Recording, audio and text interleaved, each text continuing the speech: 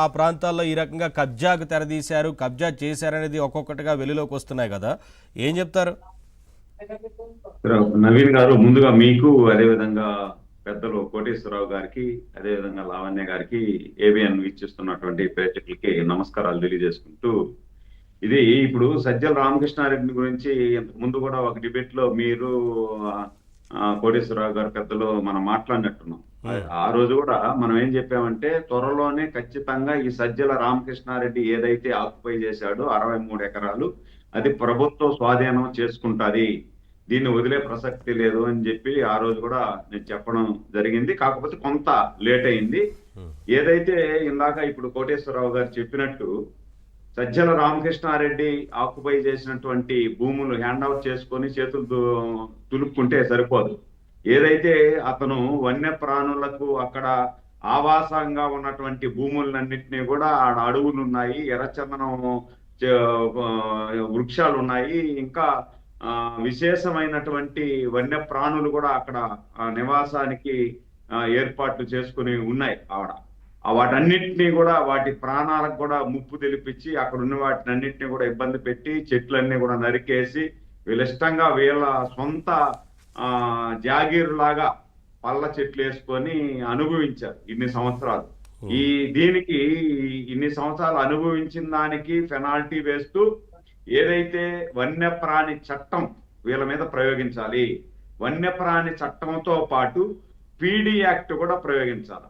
ఈరోజు ఎర్రచందనము మన శేషాచలం అడవుల్లో నుండి ఎర్రచందనం తీసుకెళ్లేటువంటి దొంగలు దొరికినప్పుడు వాళ్ళ మీద పీడీ యాక్ట్ ఏ విధంగా అయితే మనం పెడుతున్నామో, ఆ విధంగానే వీళ్ళ మీద కూడా గత 5 సంవత్సరాల ముందు ఏదైతే అక్కడ ఉన్నటువంటి వృక్ష సంపదని నాశనం చేసి కొల్లగొట్టి చేసిన దాని మీద కూడా పీడీ యాక్ట్ ప్రయోగించాలి.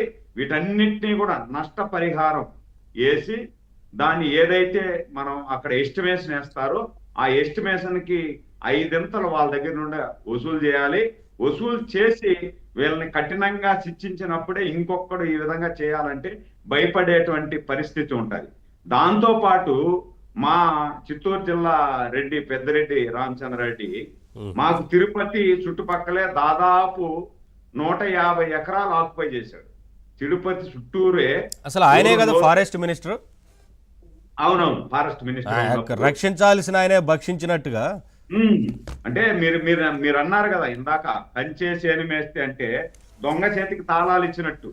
కంచే చేను మేసిన దానికంటే అంటే కూడా దొంగ చేతికి తాళాలు ఇచ్చేసి నువ్వు దొంగతనం నీ ఇష్టం ఎట్ట కావాలో అట్ట చేయన్నట్టు. ఇందాక మనం లాస్ట్ డిబేట్ లో మాట్లాడినప్పుడు కూడా, ఇప్పుడు గుట్ట మీద ఈయన గొర్రెల కాపర్లకి వీళ్ళకి వాళ్ళ మీద ప్రేమ అభిమానం, ఈయనకి ఎనలేని ప్రేమ అభిమానం పొంగిపోయి ఈయన నుండి మెయిన్ రోడ్ నుండి రోడ్డు వేపించాడంట. రోడ్డు వేపించి ఆడ గెస్ట్ హౌస్ పెట్టాడంట సేద తీరేదానికి.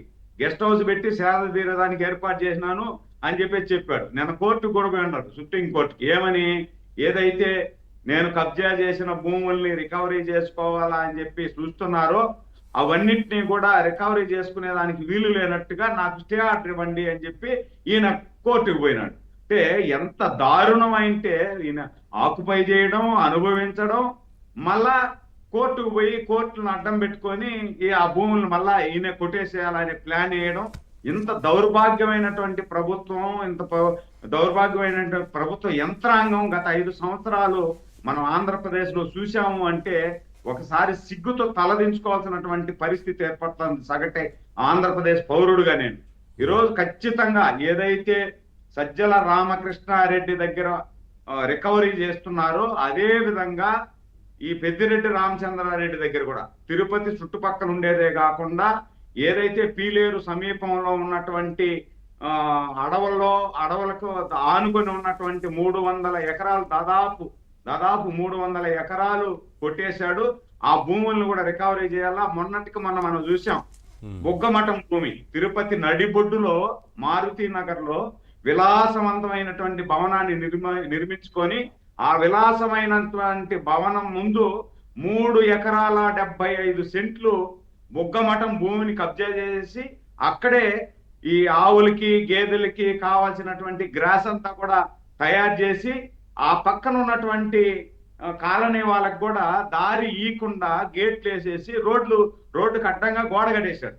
మన తెలుగుదేశం కూటమి ప్రభుత్వం వచ్చిన తర్వాత ఆ గేట్లు కొట్టి ఆ రోడ్డు వేస్తే మొన్న కోర్టు డైరెక్షన్ లో దాన్ని సర్వే చేసేదానికి పోతే సర్వే చేసేదానికి కూడా వీలు కాకుండా సర్వే చేసే వాళ్ళని కూడా బెదిరించినటువంటి సంఘటనలు మనం చూసాం. కాబట్టి ఇలాంటి సంఘటనలన్నింటినీ కూడా ఇన్ని జరుగుతూ ఉంటే మళ్ళా జగన్మోహన్ రెడ్డి ఏమి ఎరగనట్టు ఈయన క్యాబినెట్ లో ఉండే వాళ్ళందరూ సత్శీలులాగా సర్టిఫికెట్ ఇచ్చేసి మీరు ఎక్కడున్నా పట్టకస్తా పోలీసు యంత్రాంగం ఏం మీరు ఆటలాడుతున్నారు, మీరు 3 సింహాలకు నమస్కారం చేయాలా, సెల్యూట్ చేయాలా, తెలుగుదేశం కాదు సెల్యూట్ చేసేది, రెడ్ బుక్ సెల్యూట్ చేస్తున్నారు అని చెప్పి ఈయన కాకమ్మ కథల కమల్ హాసన్ లాగా నటిస్తా ఉన్నాడు.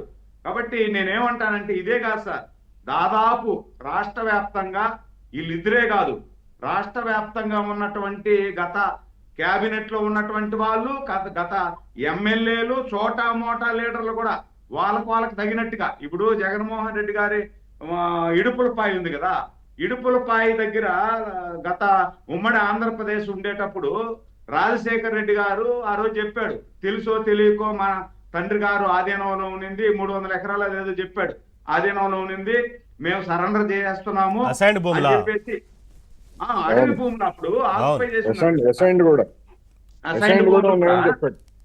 అసైన్డ్ భూములు కూడా అసెంబ్లీలో చంద్రబాబు గారు ఈ పాయింట్ లేవనెత్తే ఆ రోజు ముఖ్యమంత్రి హోదాలో రాజశేఖర్ రెడ్డి గారు మా తండ్రి గారి హయాంలో తెలుసో తెలియకో మా తండ్రి గారి హయాంలో మా ఆధీనంలో ఉండింది, మేము ఇప్పుడు నేను ముఖ్యమంత్రి అయినాను కాబట్టి నేను దాన్ని అంతా సరెండర్ చేస్తున్నాను అని చెప్పి ఏమి ఎరగనోళ్ళలాగా చెప్పాడు ఆ రోజు ముఖ్యమంత్రి హోదాలో. ఆయనకు అన్ని సంవత్సరాలు వచ్చింది, వాళ్ళ తండ్రి ఆధీనంలో 350 ఎకరాలు వాళ్ళ ఆధీనంలో నేను తెలియదా, వాళ్ళ తండ్రి ఆక్యుపై చేసినాడని తెలియదా, అంటే దొరికితే దొంగ దొరకపోతే దొర అనే విధంగా, అంటే స్వయంగా వారే ఒప్పుకున్నట్టే కదా తప్పు జరిగింది, వారి కుటుంబం తప్పు చేశారు. అసెంబ్లీ సాక్షిగా ఆయనే క్లియర్ గా చెప్పాడు నేను సరెండర్ చేస్తున్నానని. మళ్ళీ 10 ఎకరాలు సరెండర్ చేసినాడు, మిగతా అంతా వాళ్ళ ఆధీనంలోనే ఉంది. ఇవన్నీ కూడా రికవరీ చేయాలి. ఇవన్నిటితో పాటు గత 5 సంవత్సరాలలో ఈ ఆంధ్రప్రదేశ్ లో జరిగినటువంటి భూ కబ్జాల మీద అన్నిటి మీద ఓకే సురేందర్ గారు, 1 కాదు 2 కాదు, మీరు అన్నట్లుగా చాలా ప్రాంతాల్లో అటవీ భూములు ఇదే రకంగా కబ్జాకు గురయ్యాయి, అసైన్డ్ భూములు దోచుకున్నారు, పెద్ద ఎత్తున ఫిర్యాదులు కూడా వస్తున్నాయి. అందరూ కూడా విచారించాలి, అంటే త్వరితగతిన